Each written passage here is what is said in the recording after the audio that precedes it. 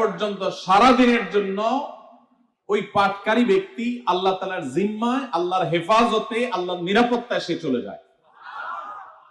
যত প্রকার অনিষ্ট আছে, ক্ষতি আছে, দৃশ্যমান ক্ষতি, অদৃশ্যমান ক্ষতি, সব ধরনের ক্ষয়ক্ষতি থেকে এবং আকস্মিক বিপদ থেকে, মুসিবত থেকে আল্লাহ রাব্বুল আলামিন ওই ব্যক্তিকে হেফাজত করেন, যে ব্যক্তি ইয়াকিনের সাথে, ঈমানের সাথে, দৃঢ়তার সাথে আল্লাহ তাআলার কাছে প্রার্থনা করে এই সূরাটা সকালে 3 বার পাঠ করে। একইভাবে যে ব্যক্তি সন্ধ্যায় পাঠ করে, মাগরিবের আগে বা পরে, আসরের পর থেকে নিয়ে মাগরিবের আগে কিংবা এশার আগ পর্যন্ত পুরো সময়ের ভিতরে যদি কেউ এই 3 কুল 3 বার পাঠ করে, তো সারা রাত জুড়ে ওই ব্যক্তি, এই পাঠকারী ব্যক্তি আল্লাহ রাব্বুল আলামিনের নিরাপত্তায় প্রবেশ করে যায়।